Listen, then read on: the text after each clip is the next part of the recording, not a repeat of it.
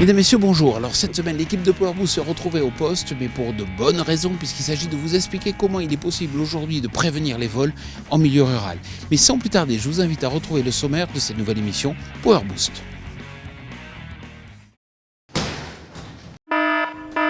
« 10 avril 2015, le monde agricole a les yeux rivés sur la sortie du 281e épisode de Power Boost sur le net. D'après quelques témoins qui ont tenu à rester anonymes, il s'agirait d'un numéro spécial, tourné en grande partie dans le groupement de gendarmerie de l'Aube.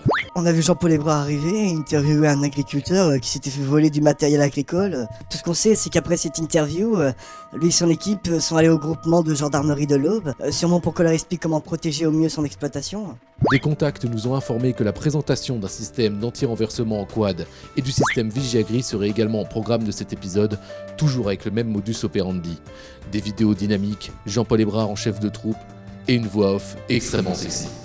Nous vous laissons juger par vous-même à travers les 10 minutes qui vont suivre. Top départ. Le réseau New Holland Agriculture va distribuer du matériel TP adapté aux travaux dans les environnements agricoles. Les concessionnaires de la marque vont en effet proposer une gamme compacte de matériel issu de chez New Holland Construction, comprenant des chargeuses pelleteuses et des mini-pelles.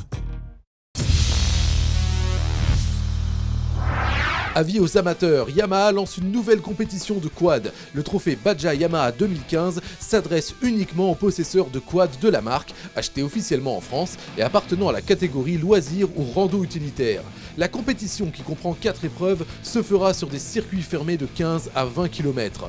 Pour plus de renseignements, n'hésitez pas à contacter votre concessionnaire Yamaha. Bon alors vous voyez, je vous ai trouvé un agriculteur qui malheureusement a subi un vol. Philippe Souillard, bonjour. Bonjour. Alors vous êtes agriculteur ici dans l'Aube, nous sommes dans votre hangar, vous avez connu un vol, vous pouvez nous raconter un peu les circonstances ? Oui, courant janvier, en début de semaine, on passe avec mon collègue, on s'aperçoit qu'une armoire est ouverte, donc on fait le tour du matériel autour, on voit qu'une CB a disparu, on constate aussi en attelant que le bloc électro-hydraulique du tracteur a disparu, le relevage ne fonctionne plus. De là s'enchaînent beaucoup de démarches. Alors ça veut dire concrètement qu'il y avait une commande ? Ah oui, je pense, pour comprendre une pièce aussi spécifique que celle-ci, sur un tracteur, de la date qu'il est, c'est une pièce ciblée. Alors on voit qu'on a affaire quand même à des pros, c'est un réseau à votre avis ? Oui, je pense que c'est un réseau, c'est très bien fait, proprement, bien démonté, rien n'est saccagé. Ils sont pénétrés dans le hangar en démontant une tôle, en dévissant et en refermant derrière eux. Alors concrètement, vous pouvez peut-être penser à un réseau international et pourquoi pas un réseau vers la Roumanie comme on a vu pour les concessionnaires.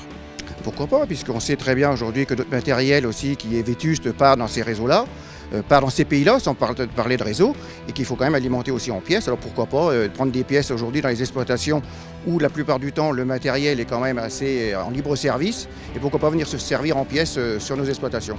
Qu'est-ce qui vous énerve le plus ?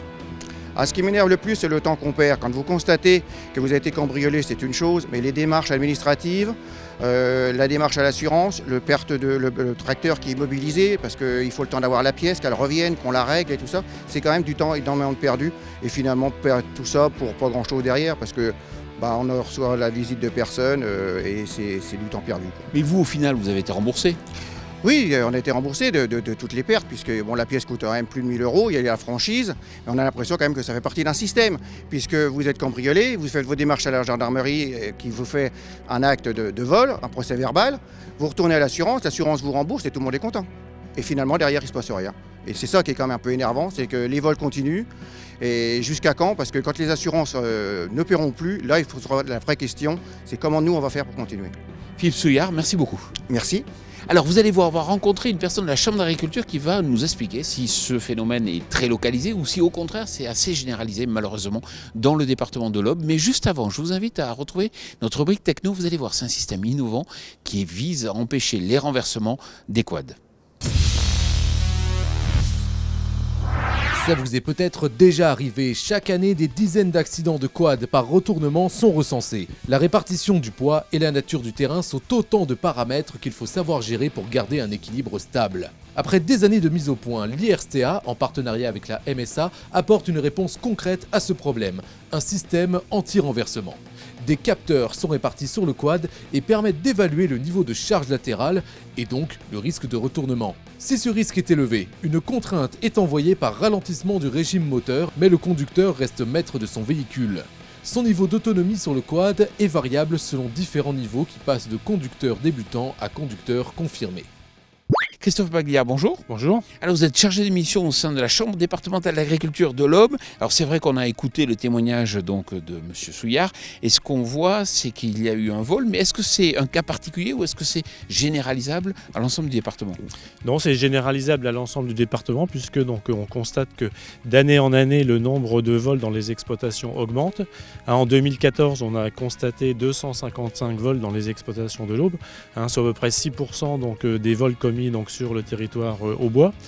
Donc c'est des vols qui sont donc des vols de carburant, des vols d'outillage, des vols d'animaux ou des vols de tracteurs, donc ce qui est beaucoup plus important en valeur. Et donc nous avons donc la volonté de lutter contre ces vols en partenariat avec les forces de l'ordre et la gendarmerie. Alors quelle est la tendance? Ça augmente, ça diminue? Et ça a augmenté jusqu'en 2014 et il semblerait que début 2015, là, donc on a une légère diminution donc, de ces vols. Alors est-ce que c'est le fruit donc, d'un travail plus approfondi donc, et de réussite au niveau des enquêtes de gendarmerie de police? Certainement, mais pour l'instant on n'a pas beaucoup de précision. Alors vous avez signé une convention, la convention Vigie-Agri. Quel est le principe?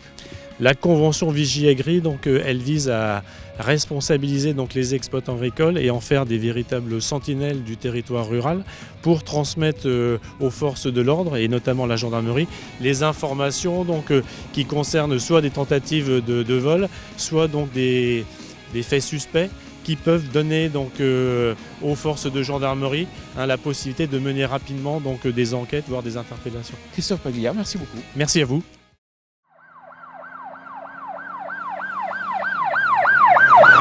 Bon alors n'ayez pas peur, là je suis dans une voiture de gendarmerie mais bien accrochée avec la ceinture avec une patrouille qui est sympa. Ludovic Léber, bonjour. Bonjour. Alors on va où là et qu'est-ce que vous allez faire? Voilà, on va rendre visite à Sylvain Roger, un agriculteur, et on va l'informer d'une mise en garde, de lui donner 2-3 conseils pour éviter des vols. C'est quelque chose que vous faites régulièrement? Ah oui, c'est régulier, c'est pas tous les jours, mais des patrouilles toutes les semaines. Pour entrer en contact avec la population, c'est nécessaire. Bon alors ça y est, justement, on arrive. Et ça tombe bien, il est là, en train de bricoler un peu son matériel.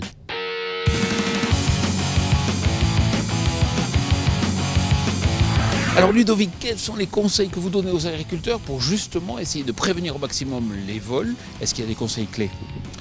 Moi, déjà, dans un premier temps, la fermeture des grilles, même la journée. L'agriculteur, le propriétaire peut être dans le fond d'un hangar, il ne verra pas une personne rentrer. Donc ça, on ferme. C'est pas pratique, mais sécurité oblige. Ensuite, le matériel, Crosskill, tout ce qui est lourd, qui s'emporte bien, qui est facile à la revente, on le met dans le fond des hangars ouverts, et devant, on met du gros matériel qu'ils ne peuvent pas déplacer. La cuve à fioul, sécurisée au maximum. Tout ce qui est clé de véhicule, on ne les laisse pas dessus, même la nuit. Et ensuite, on est situé en bord de route. Il faut qu'il y ait un minimum d'éléments de vue et facile à transporter. Ça évite qu'ils aient l'intention de rentrer. Et pour le petit outillage? Tout ce qui est petit outillage, c'est atelier fermé systématique. C'est des habitudes qu'il faut prendre ça aujourd'hui, parce qu'avant les agriculteurs ne le faisaient pas. C'est obligatoire maintenant. Vu le prix du matériel, vu tout ce qui se revend, tout se revend d'ailleurs, on en a la preuve, tout se revend. Les agriculteurs, ils ne peuvent plus se permettre de perdre quoi que ce soit. Sylvain Roger, vous êtes agriculteur, est-ce que vous allez faire partie de ce réseau donc Vigie-Agri et pourquoi? Sur le principe, ça m'intéresse beaucoup parce qu'il faut qu'on soit solidaires entre nous pour éviter le plus possible les vols et essayer de perdre le moins possible à travers ça. Merci beaucoup. Alors, on va se retrouver avec le colonel de la gendarmerie de l'Aube, mais juste avant, on va passer par le centre opérationnel où convergent tous les appels. Alors nous sommes ici au centre opérationnel et de renseignement de la gendarmerie, véritable point névralgique où nous traitons l'ensemble des informations et des sollicitations des usagers. C'est ici que nous parviennent les alertes et sur lesquelles nous engageons les patrouilles. Gendarmerie nationale, le centre des appels d'urgence de l'Aube à 3, je vous écoute. Dans le cadre de la convention Vigie-Agri qui a été signée, C'est ici, sur cette plateforme, que nous recevons les appels provenant des exploitants agricoles ou de toute autre personne et qui nous fournissent des informations quant à la commission d'infraction ou en tout cas à la fourniture de renseignements qui sont de nature à porter atteinte à l'intégrité des exploitants agricoles, que nous pouvons immédiatement, en termes de réactivité, envoyer une alerte SMS aux adhérents qui souscrivent à ce système pour les prévenir ou en tout cas qu'ils puissent prendre les précautions minimales pour assurer l'intégrité et la protection de leurs biens. Colonel Blanchard, bonjour. Bonjour monsieur. Alors, c'est vrai, on a bien compris le système, donc le dispositif Vigiagri. Encore faut-il que les agriculteurs qui vont vous appeler, comment sont-ils sûrs que effectivement les messages qu'ils vont vous donner vont bien être pris en compte? Le fait qu'on nous appelle, c'est quelque chose que l'on souhaite de la part des agriculteurs comme de la part d'ailleurs de tout le monde, de toutes les personnes dans le cadre de lutte contre les atteintes aux biens. Alors, on se tourne vers toutes les professions. Cette fois-ci, c'est les agriculteurs plus spécialement. Il faut qu'ils soient certains que lorsqu'on nous appelle avec des éléments, c'est le but de cette alerte SMS, mais c'est le but aussi de tout appel que l'on demande. Lorsqu'on nous appelle avec des éléments concrets qui nous permettent d'intervenir, de faire une nasse, d'aller sur quelque chose qui nous a été signalé, on y est. On interpelle régulièrement, la nuit dernière encore sur d'autres faits, mais la nuit dernière encore à Brienne-le-Château, on interpelle des malfaiteurs. Alors on a vu qu'il y a des vols par exemple d'acier. Qui font ces vols, qui sont la cause donc de ces méfaits? Est-ce que vous avez déjà arrêté? Alors oui, on arrête assez régulièrement différentes équipes de malfaiteurs. Il y a deux grands phénomènes, je dirais. Le phénomène principal, c'est une délinquance locale, disons-le, des équipes locales, de gens souvent multiréitérants, hélas connus de nos brigades de gendarmerie, mais qu'il faut que nous arrivions à prendre sur le fait et il faut qu'on arrive à matérialiser les infractions. C'est pour ça que c'est important qu'une certaine lassitude ou des petits faits qui reviennent soient systématiquement objet d'une plainte pour qu'on puisse se déplacer, qu'on puisse faire des actes de police technique et scientifique et qu'on puisse finalement retrouver les auteurs et qu'on puisse incriminer les auteurs. Alors vous savez mon colonel, on a été tourné au Québec. Et au Québec, c'est vrai que le territoire est grand, la gendarmerie locale ne peut pas tout couvrir, les agriculteurs s'organisent sous forme de patrouille, il y a un tableau avec des astreintes et effectivement les agriculteurs ont pour mission, ou des fois des retraités, de suivre concrètement ce qui se passe sur le terrain. Est-ce que vous ne pensez pas qu'il faut aller jusque-là aussi en France?